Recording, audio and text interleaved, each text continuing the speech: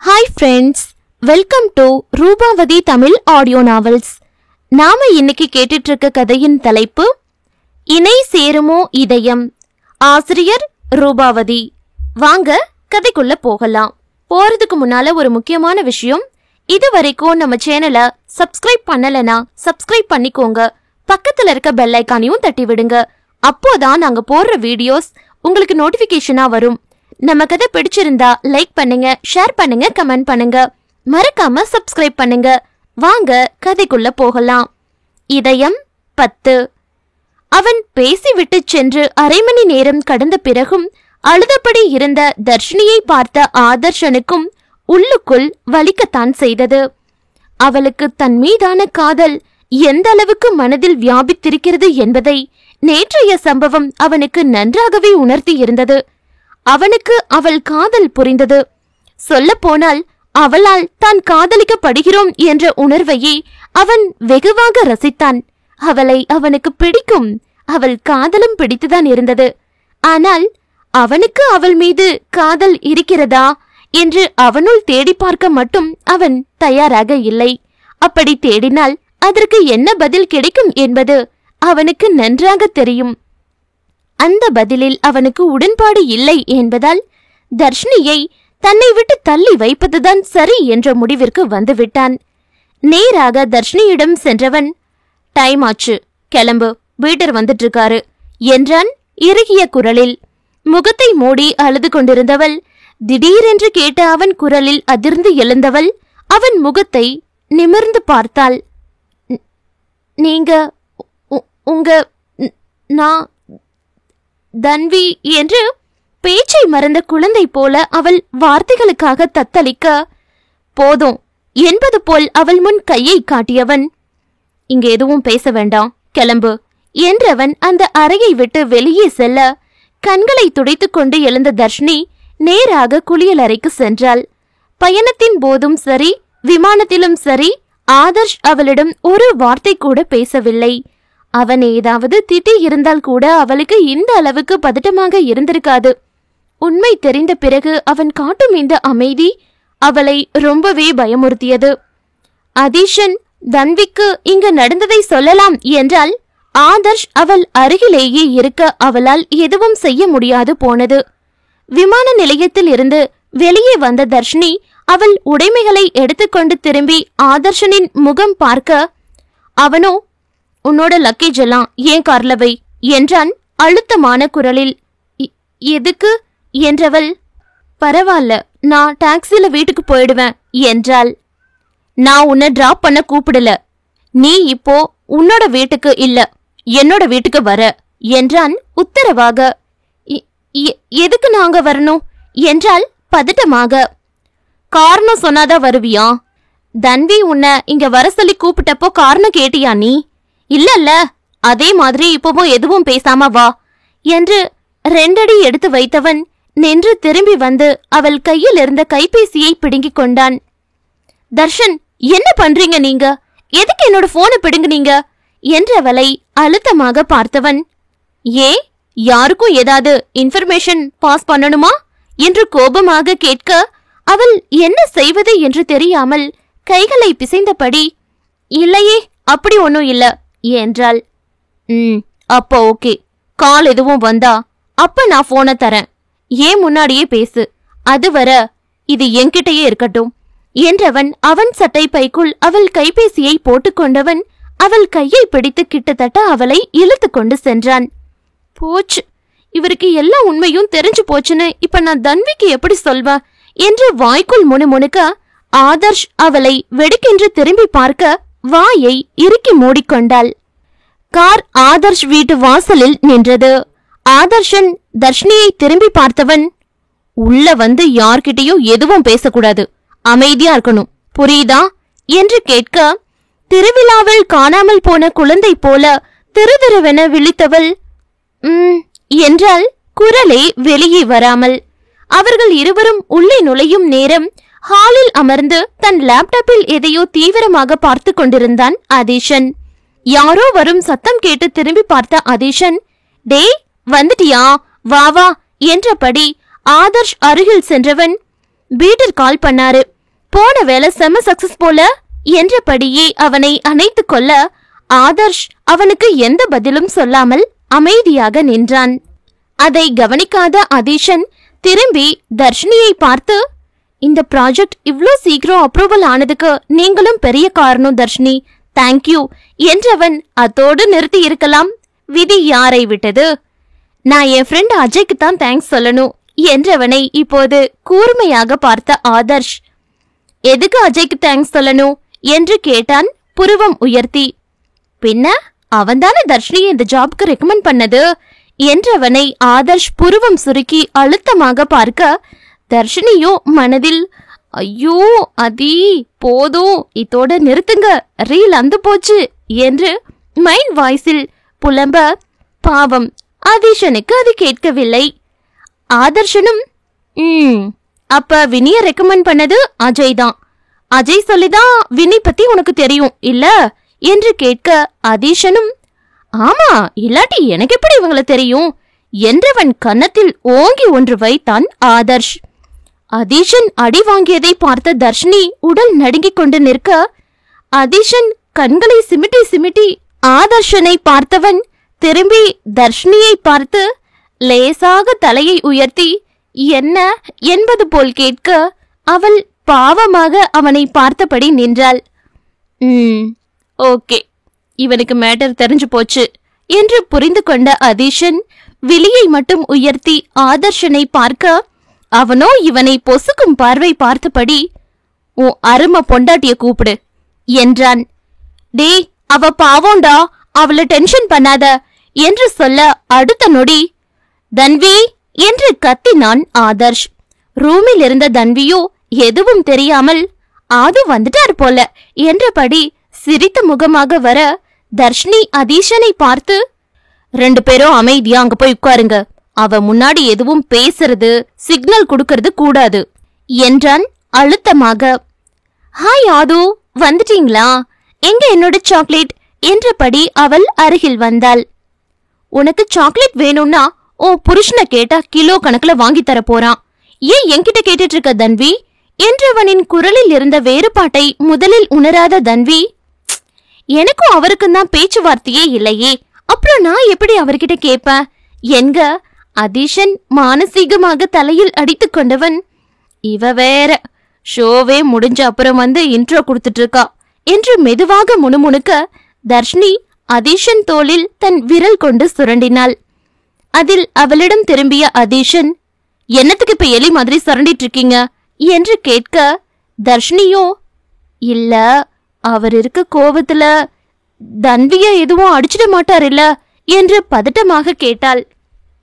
யாரு அவன் தன்விய அடிக்கிறது என்று அலட்சியமாக சொன்னவன், அட நீங்க வேற, அவளை அதட்டி ஒரு வார்த்தை பேசிடட்டும், நான் என் ஒரு பக்கத்து மீசையை எடுத்துடுறேன் என்றான் தன் அண்ணனுக்கு தன்வி மேல் இருக்கும் அன்பின் அளவை புரிந்தவனாக. ஆதர்ஷன் தன்வியை பார்த்து, அப்ப நீ அவங்கிட்ட பேச மாட்ட இல்ல என்று கேட்க அப்போதுதான் அவன் குரலில் இருந்த வேறுபாட்டை உணர்ந்தவள் சட்டென்று திரும்பி ஆதர்ஷ் முகத்தை ஆழமாக பார்த்தாள். அவன் முகத்தில் தெரிந்த வலியை பார்த்தே அவனுக்கு உண்மை தெரிந்துவிட்டது என்று புரிந்து கொண்டவள் தன் வயிற்றை பிடித்துக்கொண்டு இழுத்து மூச்செடுத்தவள் தன் கணவனை பார்த்து, தஷ், எனக்கு கொஞ்சம் மூச்சு வாங்குது, என்னால நின்னுட்டு பேச முடியல, என்ன கொஞ்சம் உட்கார வைங்க என்றதுதான். அதீஷன் வருமுன் அவள் தோளை பிடித்து அருகில் இருந்த ஷோபாவில் மெதுவாக அமர வைத்தான் ஆதர்ஷ். இருக்கையில் வசதியாக அமர்ந்து கொண்ட தன்வி, இப்ப பேசுங்க என்றாள் நிதானமாக. அவளை அடிபட்ட பார்வை பார்த்த ஆதர்ஷ், ஏன் இப்படி பண்ண தன்வி என்று கேட்டவன் குரலில் அத்தனை வலி. அவன் கேள்விக்கு தன்வியோ, ஏன் இப்படி பண்ண என்று அவன் சொன்னதையே திரும்பி சொன்னவள், இதையே நான் திருப்பி கேட்டா என்றாள். புரியல என்றான் ஆதர்ஷ். புரியும்படி கேக்குறேன். நான் உங்களை கல்யாணம் பண்ணிக்க கேக்கும்போது நீங்க என்ன செஞ்சிருக்கணும்? முடியும் முடியாதுன்னு உங்க முடிவு சொல்லி இருக்கணும். அதை விட்டு நீங்க என்ன பண்ணீங்க? உங்க தம்பிய வர வச்சு உங்களை மாதிரியே நடிக்க வச்சு நான் அவரை கல்யாணம் செய்யும்படியான சிச்சுவேஷனை உருவாக்குனீங்களே, அது ஏன் என்று கேட்க ஆதர்ஷ் அவள் கேள்வியில் கடுப்பானவன், நான் என்ன கேட்டுட்டு இருக்க, நீ என்ன சொல்லிக்கிட்டு இருக்க, அதெல்லாம் முடிஞ்சு போன விஷயம், அத பத்தி இப்ப எதுக்கு பேசிட்டு இருக்க நீ என்றான் எரிச்சலாக. அந்த முடிஞ்சு போன விஷயத்துக்கு நீங்க கொடுத்த விளக்கம்தான் இப்ப நீங்க என்ன கேட்ட கேள்விக்கும் பதில் என்றவளை ஆதர்ஷ் முறைக்க அதீஷன் உதடு தாண்ட துடித்த சிரிப்பை கஷ்டப்பட்டு அடக்கிக் கொண்டான். ஆதர்ஷ் தன்வி என்று பல்லை கடிக்க, இங்க பாருங்க பாஸ், நீங்க எப்படி நான் நல்லா இருக்கணும்னு உங்க தம்பியை என்ன கேட்காம ஏன் தலையில கட்டினீங்களோ அதையே தான் நானும் பண்ணிருக்கேன். ஆனா நான் உங்கள மாதிரி ஆள் மாறாட்டம் பண்ணி ஏமாத்தல, ஜஸ்ட் ஒரு பொய் சொன்னேன், அவ்வளவுதான். நீங்க எனக்கு பண்ணது நியாயம்னா நான் உங்களுக்கு பண்ணதும் நியாயம்தான் என்றவளை முறைக்க மட்டுமே முடிந்தது ஆதர்ஷனால். பாத்தீங்களா தர்ஷினி, என் பொண்டாட்டி எப்படி பாயிண்ட் பிடிச்சு பேசுறான்னு, அங்க பாருங்க உங்க ஆள, பேஸ் போன பல்பு மாதிரி நிக்கிறான் என்று ஆதர்ஷனை கிண்டல் அடிக்க, தர்ஷினி அவளவனை சொன்னதும் மூக்கின் மேல் கோபம் வந்துவிட, அதி சும்மா அவரை கல்லாய்க்காதீங்க என்றால் முகத்தை சுருக்கிக் கொண்டு. அதை பார்த்து சிரித்த அதீஷன், சரி சரி, உங்க ஆள எதுவும் சொல்லல போதுமா என்றவனின் குரலில் ஆதர்ஷ் அவனை திரும்பி முறைத்து பார்த்தான். அதை கண்ட தன்வி, ஹலோ, அங்க என்ன ஏன் புருஷனை முறைச்சிட்டு இருக்கீங்க, இதுல தர்ஷ் வினிகா தப்பு எதுவும் இல்ல, இந்த எல்லா பிளானும் என்னோடதுதான். தர்ஷினி அக்காவை வர வச்சது, அவங்களுக்கு நம்ம ஆபீஸ்ல வேலை வாங்கி கொடுக்க சொல்லி தர்ஷ் கிட்ட கேட்டது எல்லாம் நான் தான். எது பேசுறதா இருந்தாலும் என்கிட்ட பேசுங்க, அவங்க 2 பேரையும் எதுவும் சொல்லக்கூடாது என்றவளை எதுவும் சொல்ல முடியாது முறைத்து கொண்டிருந்தான் ஆதர்ஷ்.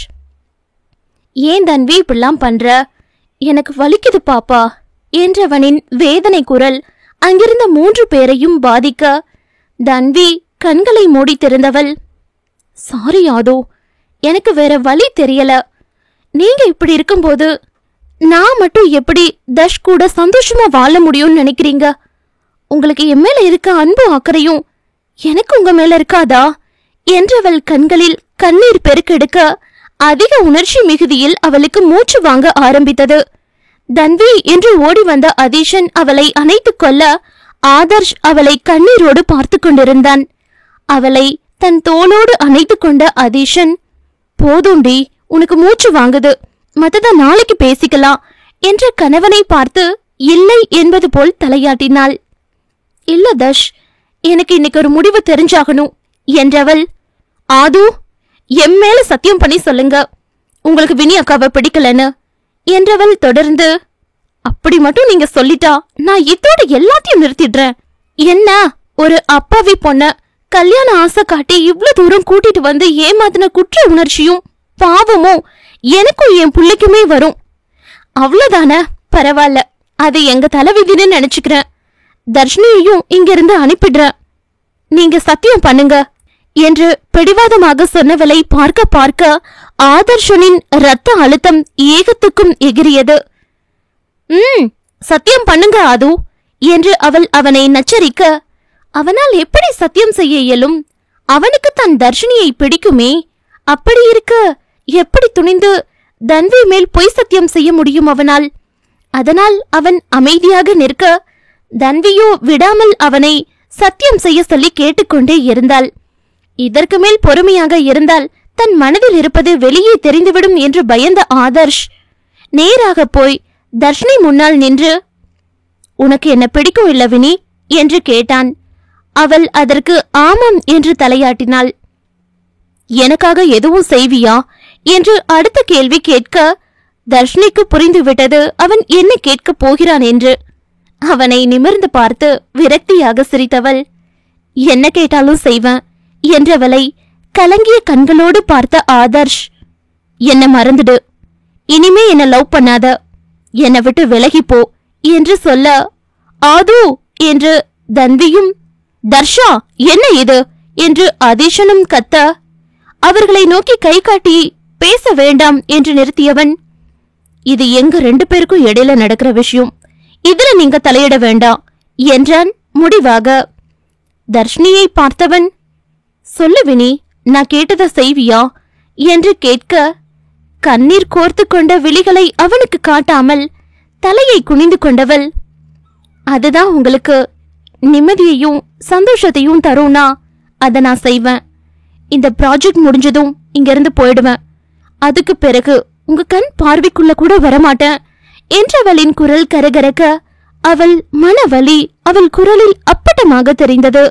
கண்களை துடைத்துக் கொண்டு நிமிர்ந்து அதீஷன் தன்வியை பார்த்தவள் சாரி என்றவள் குரல் உணர்ச்சி துடைத்து வர அவர்கள் இருவருக்கும் மனதில் பாரம் ஏறி போனது. ஆதர்ஷின் முகம் பார்க்காமல் வா என்று ஆரம்பித்தவள் பின் விரக்தியாக சிரித்தபடி போறேன் சார் என்று விட்டு அங்கிருந்து நகர உடனே ஆதர்ஷ் இரு வினி, அதிக டிராப் பண்ண சொல்ற, தனியா போகாத என்றான்.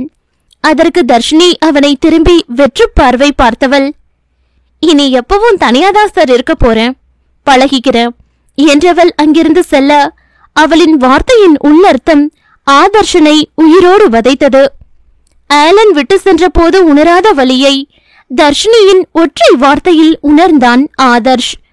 காதலில் தோல்வியின் வலியை அவளுக்கு கொடுத்தவன் அதே வலியை அவனுக்குள் உணரும் காலம் வெகு தொலைவில் இல்லை என்பதை அறியான். அத்தியாயம் 11. அதிகாலை தூக்கம் கலைந்து எழுந்த ஆதர்ஷனின் பார்வை அங்கு மேசை மேலிருந்த டிஜிட்டல் நாள்காட்டியில் பதிந்தது. இன்றோடு 1 வாரம் ஆகிவிட்டது. அவன் தர்ஷினியை பார்த்து அன்று இனி உன்னை தொந்தரவு செய்ய மாட்டேன் என்று சொல்லிவிட்டு சென்றவள் அதன் பிறகு அவன் கண் முன்னால் கூட வரவே இல்லை. ஆனால் அவள் செய்ய வேண்டிய அனைத்து வேலைகளையும் ஒழுங்காக, இன்னும் சொல்ல போனால் வேக வேகமாக செய்து கொண்டிருக்கிறாள். அதற்கான காரணம் ஆதர்ஷனுக்கும் புரிந்தது. சீக்கிரம் ப்ராஜெக்ட் முடித்துவிட்டு அவன் கண் பார்வையில் படாமல் வேறு நாட்டிற்கு செல்ல அவள் ஏற்பாடு செய்து கொண்டிருக்கிறாள் என்று கேள்விப்பட்ட நாளிலிருந்து அவன் அவனாக இல்லை. இந்த ப்ராஜெக்ட் முடிந்த பிறகு அவள் முகத்தை பார்க்க முடியாது என்ற எண்ணம் அவனை வெகுவாக பாதித்தது. அதற்காக அவள் காதலை ஏற்கவும் அவனால் முடியவில்லை. விருப்புக்கும் வெறுப்புக்கும் இடையில் மாட்டி தவித்துக் கொண்டிருந்தான் ஆதர்ஷன். அவன் இப்படி என்றால் தர்ஷினியோ உயிர் தொலைத்த உடலாக மாறிப்போனாள். அன்று தர்ஷினியை பார்க்க தன்வியோடு வீட்டுக்கு வந்திருந்தான் அதீஷன். முகத்தில் சிறிதும் உயிர்ப்பில்லாமல் உயிருள்ள இயந்திரம் போல் இருந்தவளை பார்க்க பார்க்க அதீஷனுக்கும் தன்விக்கும் குற்ற உணர்ச்சி அதிகரித்தது. அவங்க பாட்டுக்கு வேற நாட்டுல நிம்மதியா அவங்க வேலைய பார்த்துட்டு இருந்தாங்க. நீ இவனுக்காக அவங்கள இங்க வர வச்சு இப்ப அவங்க நிம்மதி சந்தோஷம் எல்லாம் போச்சு என்று சொல்ல தன்விக்கு முகம் விழுந்து விட்டது. நான் நல்லது நினைச்சுதான் செஞ்சேன். ஆனா ஆது இப்படி லூசு மாதிரி நடந்து பாருன்னு எனக்கு எப்படி தெரியும்? நான் பார்த்து வளர்ந்த ஆது இவர் இல்ல, இப்ப ரொம்ப மாறிட்டாரு என்றவள் விட்டால் அழுது விடுவாள் போலிருந்தது அவள் முகம். பிளீஸ் தன்வி, நீ ஃபீல் பண்ணாத. இந்த மாதிரி நேரத்துல நீ ஸ்ட்ரெஸ் ஆக கூடாது. அது பேபியை அஃபெக்ட் பண்ணும். பிளீஸ் காம் டவுன் என்றவள் அதீஷனை பார்த்து இதுல தன்வி மேலேயோ உங்க மேலேயோ ஏன் தர்ஷன் மேல கூட எந்த தப்பும் இல்ல அதி. இது முழுக்க முழுக்க என்னோட தர்ஷன் மேலான காதலால நடந்த தப்பு. அவரு வேணான்னு சொல்லியும் பிடிவாதமா அவரையே நினைச்சிருந்த இருக்க போற என்னோட தப்பு. இதுல தன்விய நீங்க திட்ட ஒன்னும் இல்ல. அவ என்னை இங்க வர சொல்லி கூப்பிட்டாதான். ஆனா இந்த விளையாட்டுக்குள்ள நான் என் முழு விருப்பத்தோட தானே உள்ள வந்தேன். அட் தி எண்ட் என் தர்ஷன் எனக்கு கிடைப்பாருன்ற ஒரு சின்ன நப்பாசியில வந்துட்டேன். அதுக்கு இப்ப அனுபவிக்கிறேன் என்றவளின் கண்கள் அளக்கூட கண்ணீர் இல்லாமல் வறண்டிருந்தது. ஆதுக்கு உங்களை பிடிச்சிருக்கு அக்கா, ஆனா ஏன் அதை ஒத்துக்க மாட்டேங்கிறாருன்னு தான் தெரியல என்றால் தன்வி வருத்தமாக.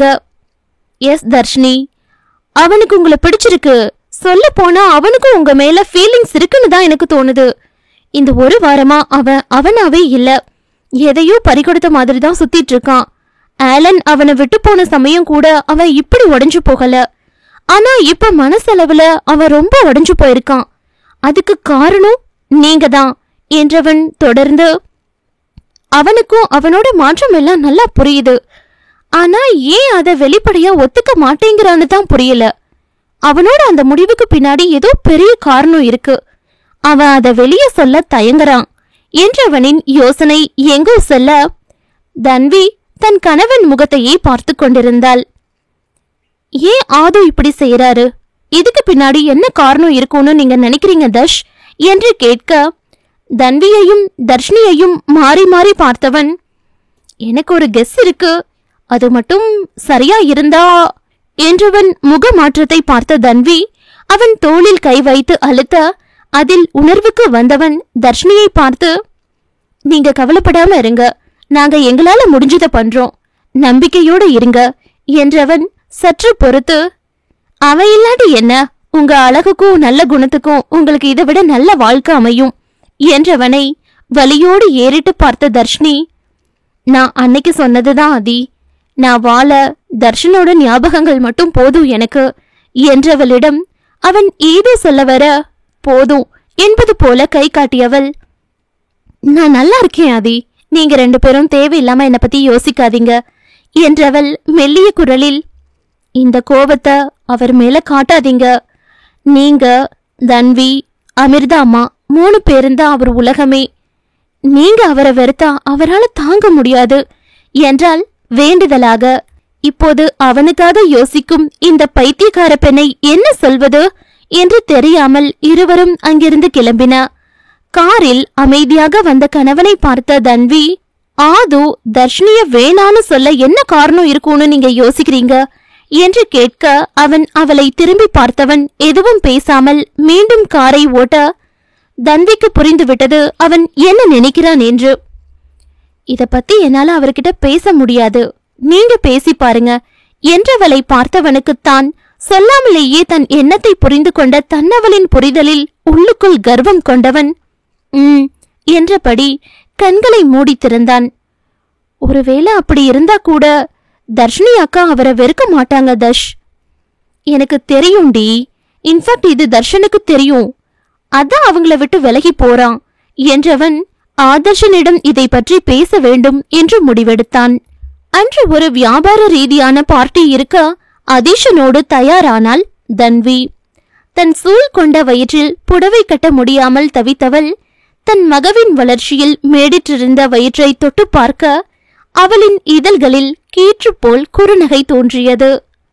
அவள் அருகில் வந்த அதீஷன், சொன்னா கேளு தன்வி, புடவையெல்லாம் வேணாம், ஏதாவது கவுன் மாதிரி போட்டுக்க என்றவனை பார்த்து இடவலமாக தலையாட்டியவள், இங்க வந்ததுல இருந்து எப்பவும் கவுன் தான் போட்டுட்டு இருக்கேன், தர்ஷினி அக்கா வேற நிறைய பிரெக்னன்சி கவுன் வாங்கிட்டு வந்து கொடுத்துட்டாங்க, நானும் அதையே போட்டு போட்டு எப்பவும் திருப்பதி உண்டியல் வர மாதிரி பொம்முன்னு தெரிஞ்சிட்டு இருக்கேன், அட்லீஸ்ட் இன்னைக்காவது புடவை கட்டுறேன் என்றவளை பார்த்து அழகாக சிரித்த அதீஷன், ஓ இஷ்டம் என்றவன் கீழே அமர்ந்து அவள் புடவையை சரி செய்து விட்டான்.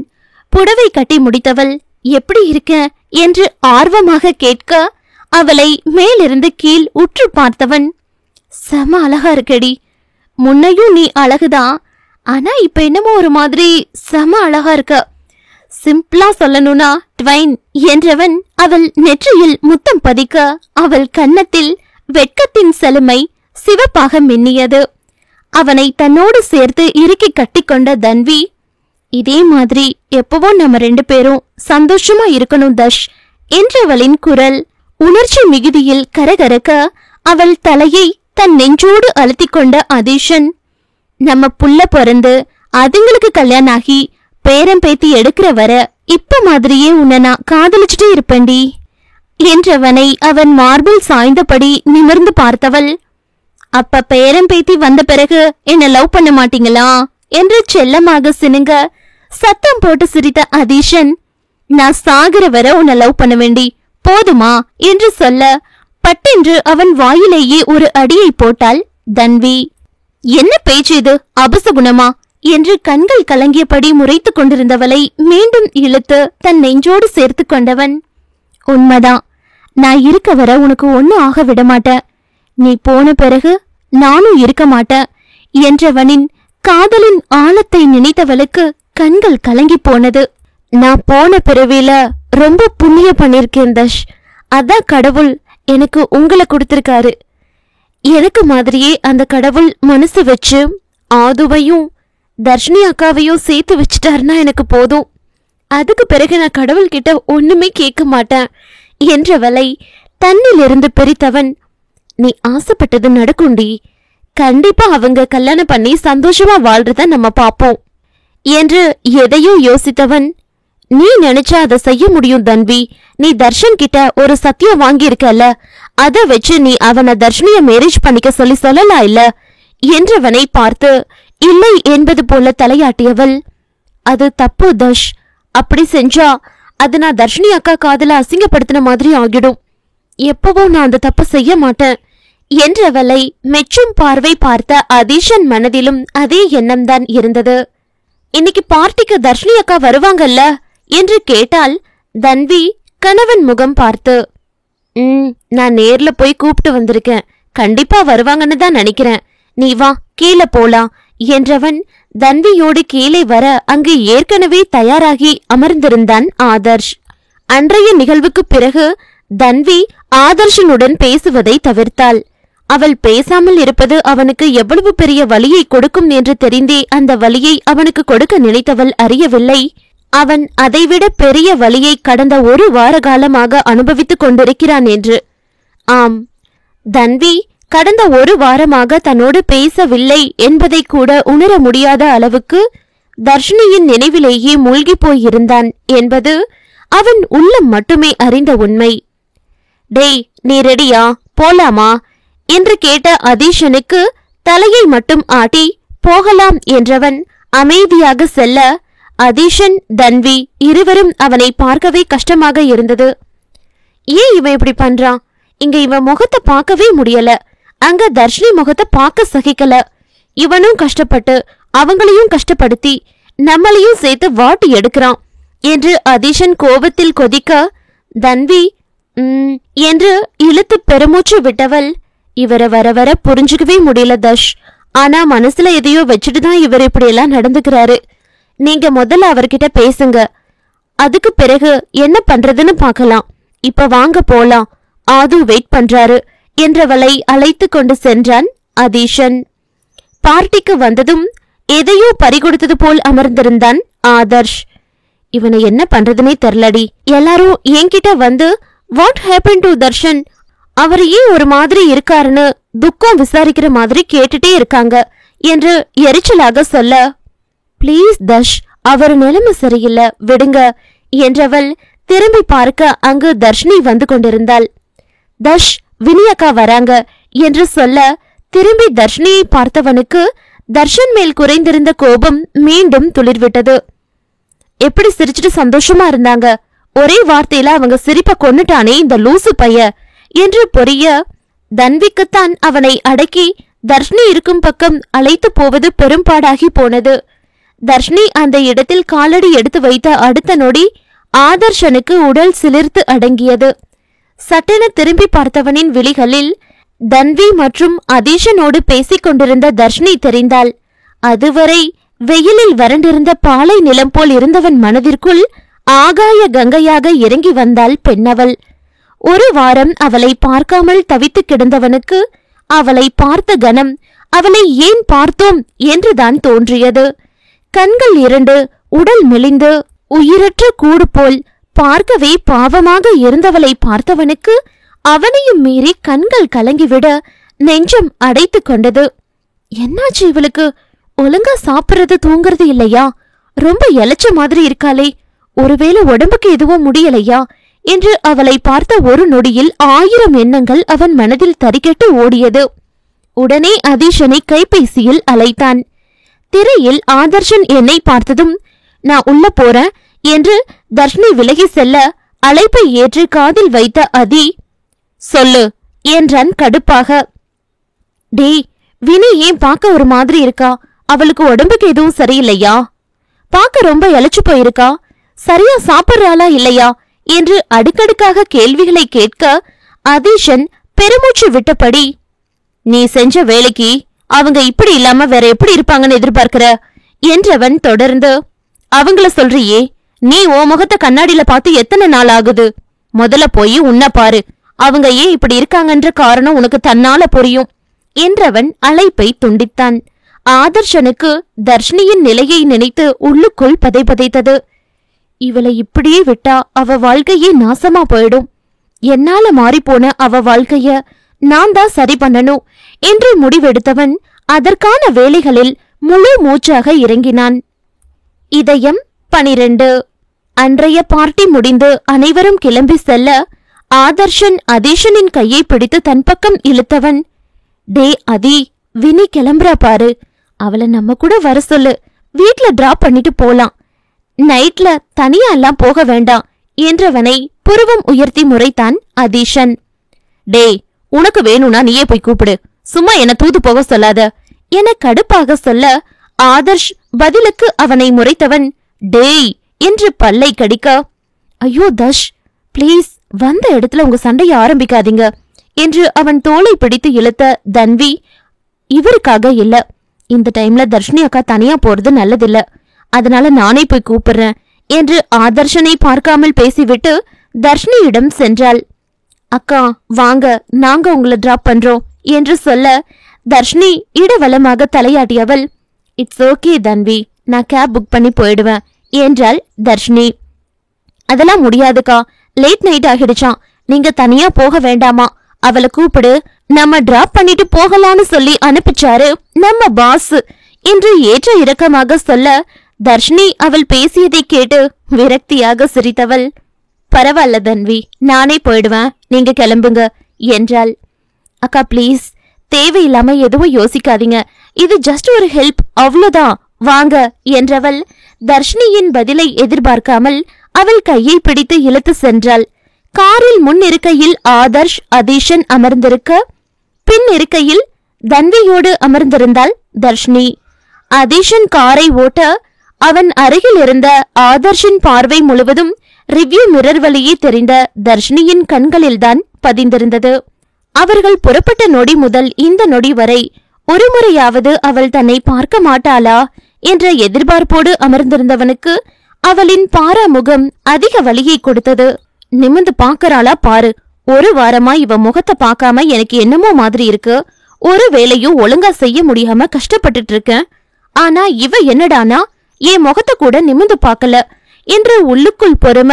அப்போது அவன் மனசாட்சியோ, நீதானடா சொன்ன அவளை உன்னை விட்டு போக சொல்லி, இப்ப இப்படி பேசிட்டு இருக்க, அவதான் அன்னைக்கே சொன்னாலே இனிமே உங்க கண்ணு முன்னாடி வரமாட்டேன்னு, அவ சொன்னதான் இப்ப செஞ்சிட்டு இருக்கா என்று தர்ஷினிக்காக முட்டு கொடுக்க அதன் தலையில் ஓங்கி கொட்டியவன், நீ என்னோட மனசாட்சி, எனக்கு தான் சப்போர்ட் பண்ணணும், அதை விட்டுட்டு அவளுக்கு கொடை பிடிச்சிட்டு இருக்கியே என்று கேட்க, உன்னோட மனசு யாருக்கு சப்போர்ட் பண்ணதோ நானும் அவங்களுக்கு தான் சப்போர்ட் பண்ணுவேன், உன்னோட மானம் கெட்ட மனசு தர்ஷினி பக்கம்தான் நிக்குது, நான் என்ன செய்ய என்று நாக்கை பிடுங்கும்படி கேட்க ஆதர்ஷன் தான் வாயடைத்து போனான்.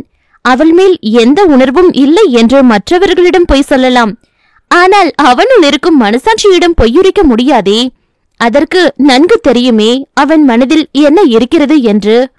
அதற்கு மேல் அவன் மனதை பற்றி ஆராய்ச்சி செய்ய விரும்பாமல் ஆழ்ந்து மூச்செடுத்த ஆதர்ஷன் கண்களை மூடிக்கொண்டான். தர்ஷினியை அவள் வீட்டின் முன்பு இறக்கிவிட்ட அதீஷன், குட் நைட், நாளைக்கு ஆபீஸ்ல மீட் பண்ணலாம் தர்ஷினி என்று சொல்ல தர்ஷினி இடவலமாக தலையாட்டியவள், இல்ல அதி, இதுக்கப்புறம் நான் ஆபீஸ் வர வேண்டிய அவசியம் இருக்காது, ஆல்மோஸ்ட் எல்லா வேலையும் ஓவர், மீதி வேலைய நான் வீட்ல இருந்தே பண்ணி கொடுத்துடுறேன், எனக்கு வேற கண்ட்ரியில ஜாப் கிடைச்சிருக்கு, சீக்கிரம் இந்த ப்ராஜெக்ட முடிச்சுட்டு நான் அங்க போயிடுவேன் என்றவளின் கண்கள் என்னவோ அதீஷனை பார்த்தாலும் அவள் சொன்ன பதில் என்னவோ ஆதர்ஷனுக்குத்தான் என்று அங்கிருந்த நால்வருக்கும் புரிந்தது. என்ன, அதுக்குள்ள வேற ஜாப் பாத்துட்டாளா, அப்ப கூடிய சீக்கிரம் இவ இங்கிருந்து போயிடுவாளா என்ற நினைப்பே அவனுக்கு சொல்ல முடியாத வேதனையை கொடுக்க, அந்த வேதனையின் விளைவை அனுபவிக்கப் போவது என்னவோ தர்ஷினிதான்.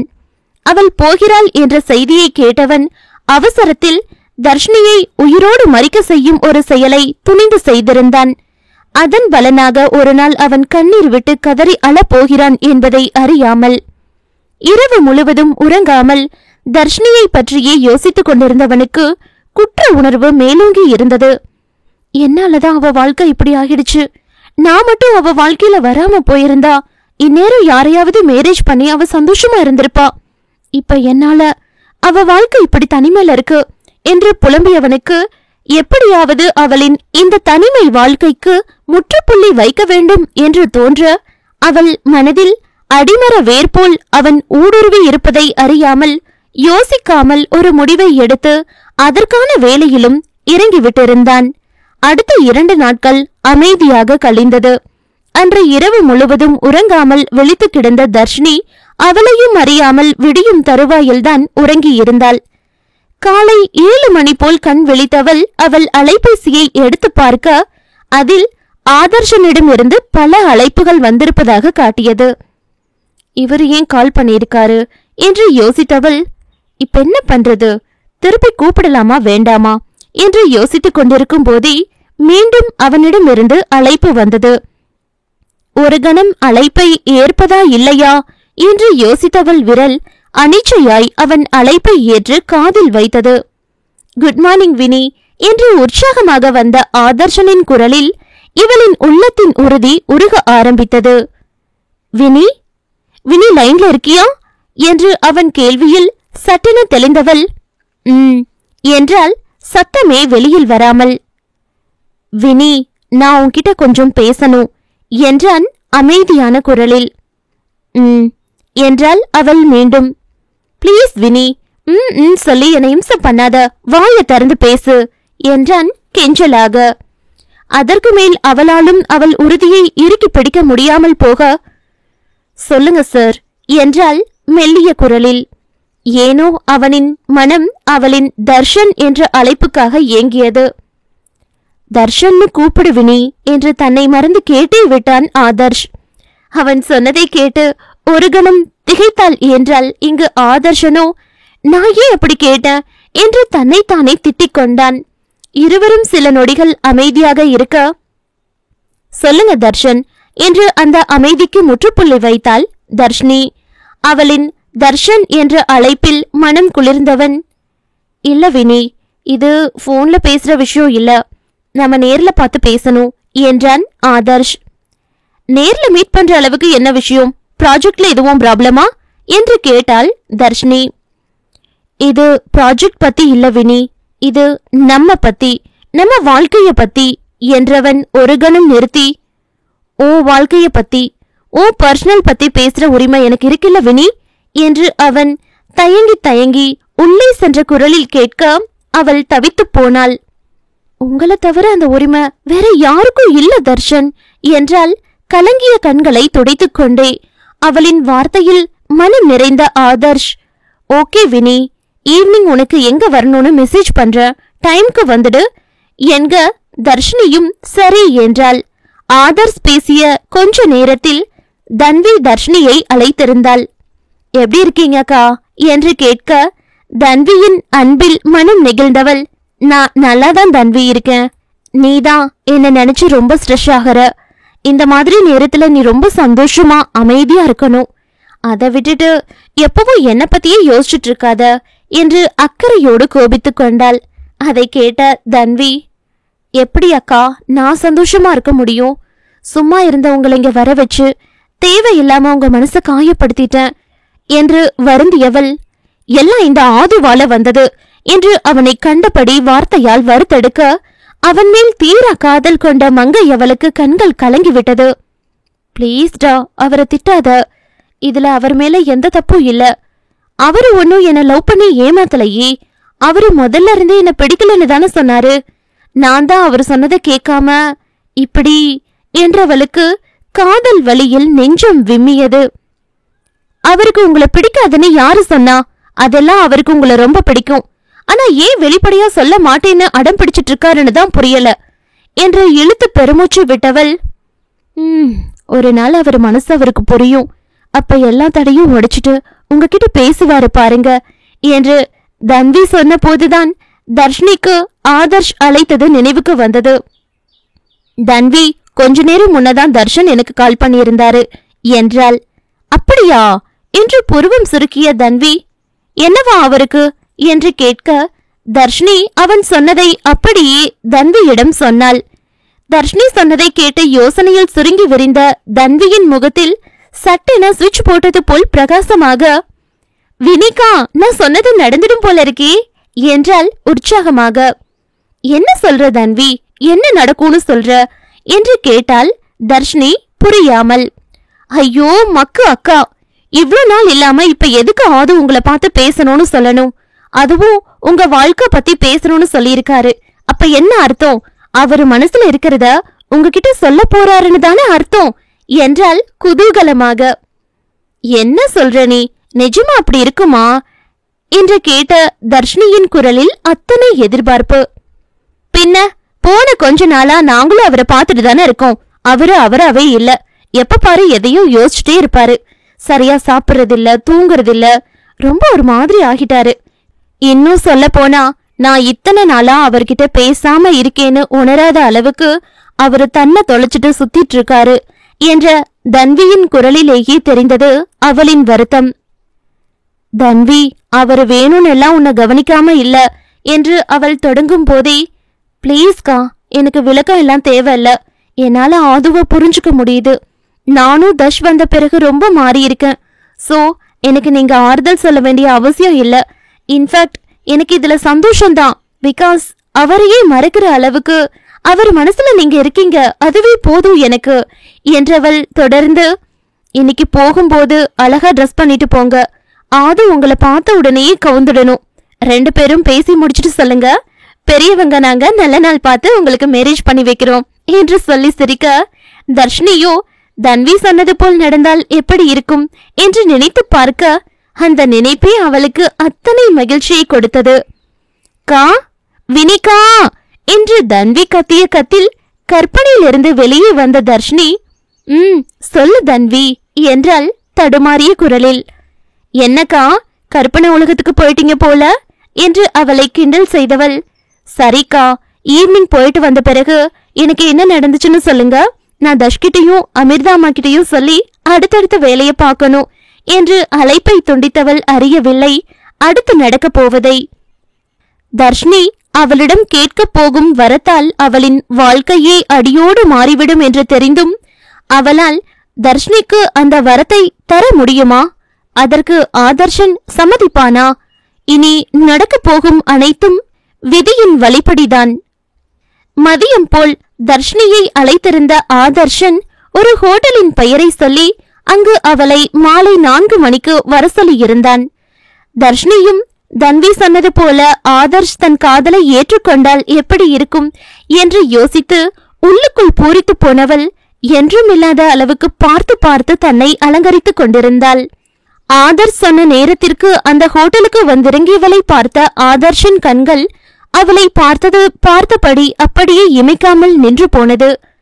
ஆகாய வண்ண புடவையில் அளவான ஒப்பனையோடு நீண்ட தன் கூந்தலை தோள்களில் தவள விட்டபடி வானத்து தேவதை பூமியில் இறங்கி வந்தது போல தன்னை நோக்கி நடந்து வந்தவளின் அழகில் தன்னை தொலைத்து நின்றான் ஆதர்ஷ். தர்ஷன், தர்ஷன் என்றவள் அவன் தோளை பிடித்து உலுக்கி மீண்டும் தர்ஷன் என்று கத்தி அழைத்த கணம் அதுவரை அவனை சுற்றியிருந்த அழகிய மாயவலை அறுபட்டு விட நிகழ் உலகிற்கு வந்தவன், ரொம்ப அழகா இருக்க வினி என்றான் தன்னை மறந்து.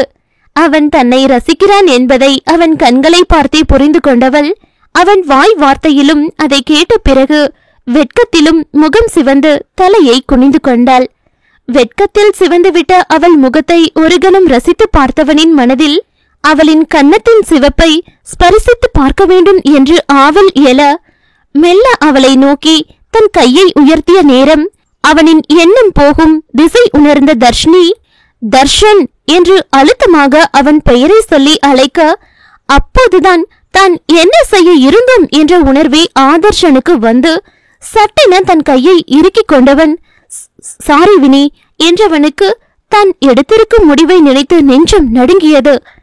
தன்னால் இது முடியுமா என்று 1000வது முறையாக தன்னை தானே கேட்டுக்கொண்டவன் பின் ஆழ்ந்து மூச்செடுத்தபடி, இங்க ரூம் புக் பண்ணியிருக்கேன், அங்க போய் பேசலாம் வா என்றபடி அவளை கையை பிடித்து அழைத்து சென்றான். இனி நடக்க போகும் எல்லாம் அந்த விதியின் பிடியில்தான்.